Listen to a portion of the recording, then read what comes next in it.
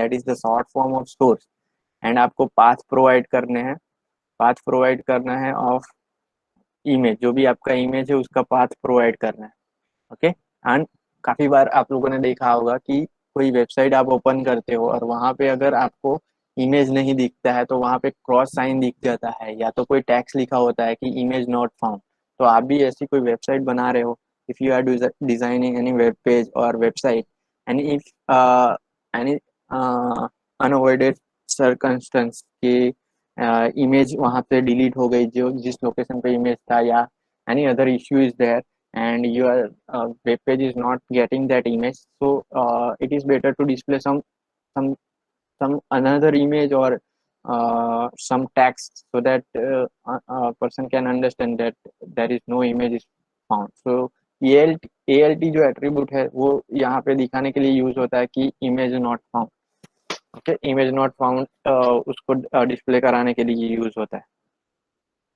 Then काफी बार क्या होता है कि अब मैं एग्जांपल आपको दे रहा था कि जैसे कि वहाँ पे ए एच रेफरेंस था, तो मैंने यहाँ पे क्या किया है, इंस्टेड ऑफ ए यहाँ पे आपको यूज करना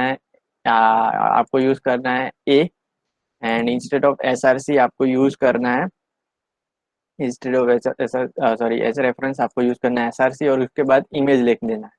और आप यहाँ पे भी ए एल टी दिखोगे और वहां पे आपको टेक्स्ट दिखना है कि अगर कोई इमेज नहीं होता है।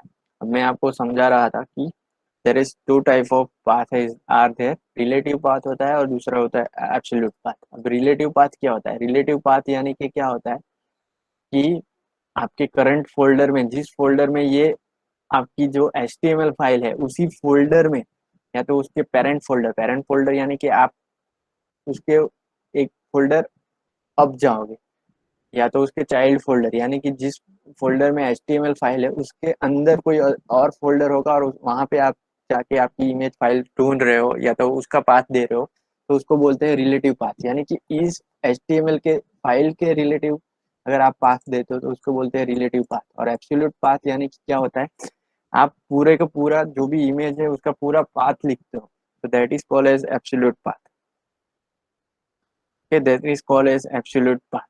कि आप पूरा इमेज की सी ड्राइव में जाओ, वहां पे एक फोल्डर मिलेगा इमेजेस, वहां पे कोई अनदर इमेज होगा कि गॉड का कोई फोल्डर हो, उसमें गॉड्स के फोटो होंगे, कार का फोल्डर है उसमें कार के फोटो होंगे, तो सी का इमेजेस वहां पे कार, देन आप यूआरएल देते हो तो उसको बोलते हो absolute path. Okay, this is just for your information में दे रहा हूँ। ओके, ये एक्चुअली एब्सोल्यूट पाथ और रिलेटिव पाथ अभी आपको इतना ज्यादा ध्यान में रखने की जरूरत नहीं है। ओके, बट ये इतना याद रखो कि there are two type of path are there. एक होता है रिलेटिव पाथ यानी कि आपके जो भी फाइल आप यूज कर रहे हो उसके रिलेटिव कोई पाथ, या तो एब्सोल्यूट पाथ आप देख सकते हो। ओके, तो मैं अभी 1.jpg दे रहा हूँ, उसका मतलब यही है कि आप जिस फोल्डर में हो, जैसे कि मैंने मेरा link.html मेरी डेस्कटॉप फाइल पे है, मीन्स डेस्कटॉप फोल्डर में है, डेस्कटॉप पे है ये जो है, राइट। तो वहां से वो चला जाएगा और देखेगा कि डेस्कटॉप फोल्डर में 1.jpg है कि नहीं। तो सिंपली मैं क्या करूँगा, जो भी हमारे ऑलरेडी हम लोगों ने एक फाइल लिया हुआ है, तो वहाँ पे ये टेक्स्ट निकाल देता हूँ। अब रिफ्रेश करूंगा तो आप यहाँ पे देख सकते हो इमेज नॉट फाउंड, क्योंकि डेस्कटॉप पे 1.jpg की कोई फाइल नहीं होगी। सिंपली कोई एक, लेट अस सी माय,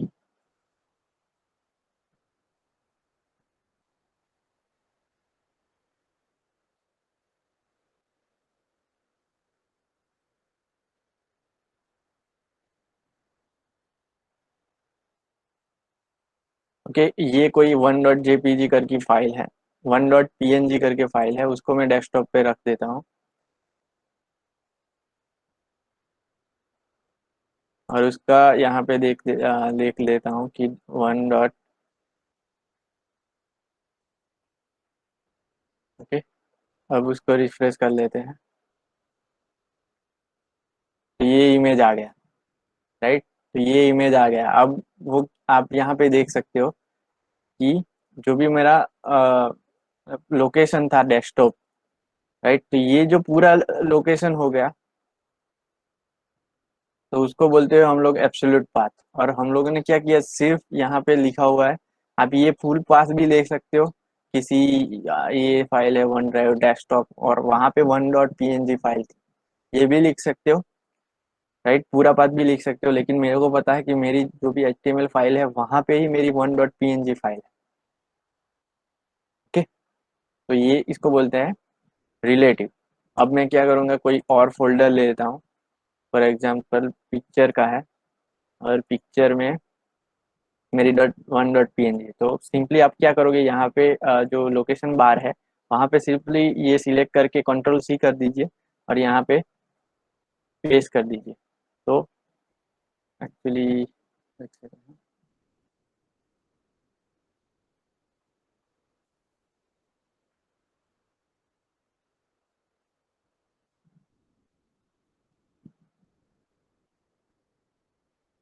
अब यही .png में क्या है,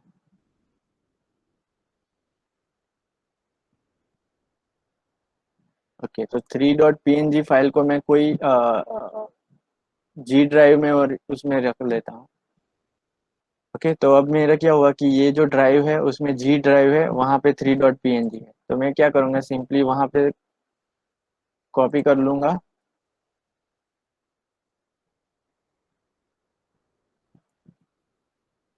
और वहाँ पे 3.png फाइल था, तो जो भी फाइल था उसको मैं यहाँ पे रिफ्रेश कर देता हूँ। हो सकता है कि इमेज फाउंड नॉट आए, राइट, क्यों, क्योंकि यहाँ पे सिंपली जब भी आप कोई लोकेशन फाउंड करते हो, मतलब उसके लोकेशन देते हो, तो उसका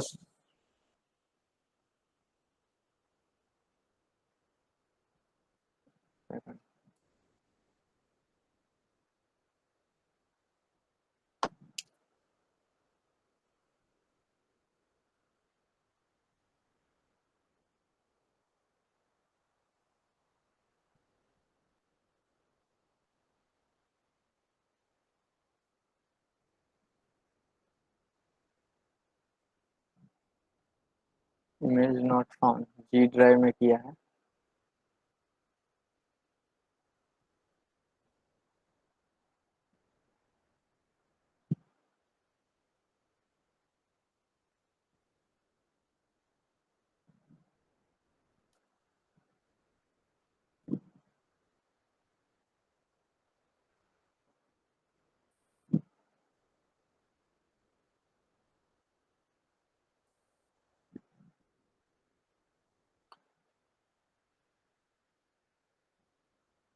एक्चुअली आपको पाथ देने के लिए बहुत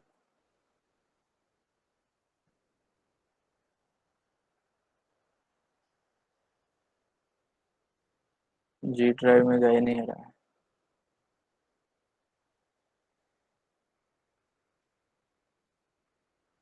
सर प्रॉपर्टीज से लोकेशन कॉपी कर लो ना।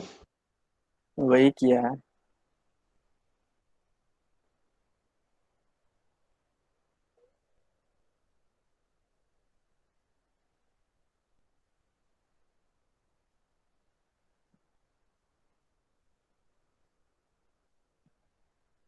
फोल्डर पाथ तो वही है। काफी बार ब्राउजर में भी प्रॉब्लम होता है, इसलिए हमारी जो रहता है, तो वो हम लोग इमेज को, जो एक्चुअल वेबसाइट का होता है वहाँ पे जो होस्टिंग होता है उसी की वेबसाइट का लोकेशन मिलता है, नॉट अ फोल्डर का मिलता है। तो इसीलिए वहाँ पे कोई प्रॉब्लम नहीं होता है। लेकिन जब भी हमारा लोकल सिस्टम पे होता है तो काफ़ी बार ड्राइव का नाम अलग होता है, और उसका कंप्यूटर में जो नाम होता है वो अलग होता है। तो इसीलिए प्रॉब्लम हो रहा है। जैसे कि यहाँ पे GDEC ड्राइव का नाम लिया है, लेकिन एक्चुअल में वो H है, तो वो भी प्रॉब्लम करता है।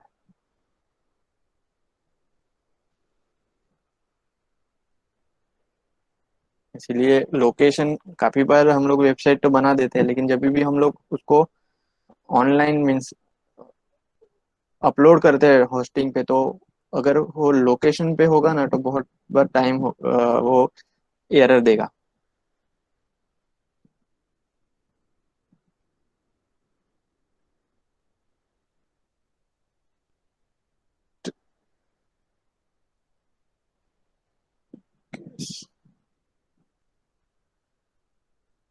तो काफी बार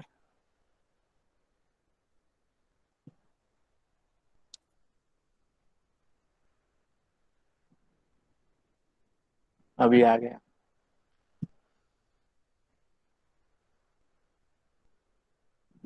ओके, तो पाथ जब भी दो तो काफी बार वो प्रॉब्लम करता है, जैसे कि यहाँ पे मेरे को स्लैश लिखना पड़ा, एक्चुअल में स्लैश नहीं आता काफी बार, लेकिन वो ब्राउजर पे भी डिपेंड करता है।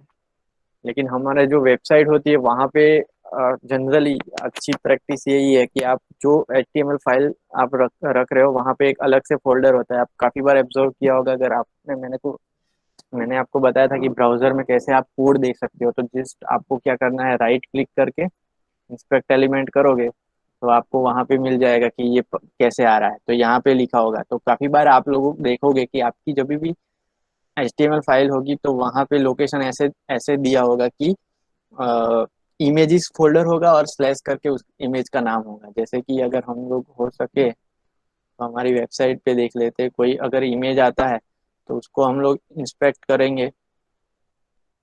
तो ये आप यहाँ पे देख सकते हो इमेज स्लैश, वहां पे भी एक अंदर भी फोल्डर है डिपार्टमेंट, और वहां पे आपका एक लोकेशन आ रहा है।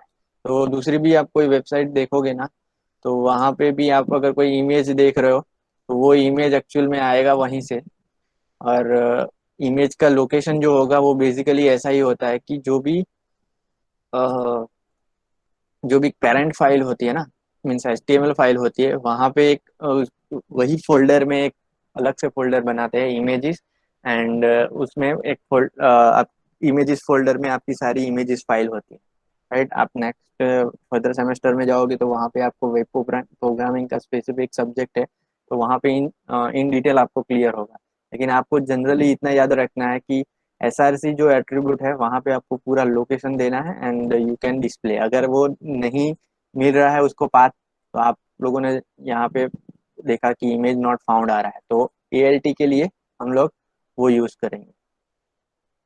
Clear, so this is all about image.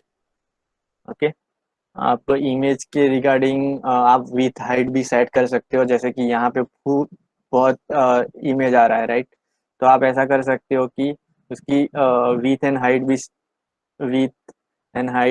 Set कर सकते हो। फॉर एग्जांपल आप लोगों को साइज तो पता ही होगा, तो स्पेसिफिक साइज भी दे सकते हो ताकि राइट वो साइज उसके अकॉर्डिंग, हाइट एंड विथ उसके अकॉर्डिंग सेट हो। ओके, और काफी बार ऐसा होगा कि मैं अगर वन वन स्पेसिफिक दे देता हूँ कि 150px, तो वो इमेज यहाँ पे आप देख सकते हो बहुत स्मॉल दिख रही है, लेकिन वही वेबसाइट आप मोबाइल में ओपन करोगे तो हो सकता है मोबाइल की स्क्रीन थोड़ी कम होती है, राइट, तो वो इससे ज्यादा दिखेगा। राइट, तो इसीलिए काफी बार इमेज को सेट करना पड़ता है और बहुत सारे एट्रीब्यूट उसमें काम करते हैं। आप लोगों ने सुना होगा रिस्पॉन्सिव वेबसाइट। रिस्पॉन्सिव वेबसाइट में क्या होता है, जो भी आपके एलिमेंट्स है, बटन है, इमेज है, वो क्या होता है उसके अकॉर्डिंग, मतलब स्क्रीन के अकॉर्डिंग चेंज होते रहते हैं। राइट, तो उसको रिस्पॉन्सिव बोलते हैं कि आप कोई भी वेबसाइट बनाओ तो कोई भी स्क्रीन की साइज हो तो उसके हिसाब से आप वो एकोमोडेट होता है, जो भी आपका यू नो बटन होता है, इमेज होता है, वो उसके अकॉर्डिंग सेट होता है। तो this is all about regarding images. Okay, आज मैं ये आपको शेयर कर दूंगा ताकि आपको ये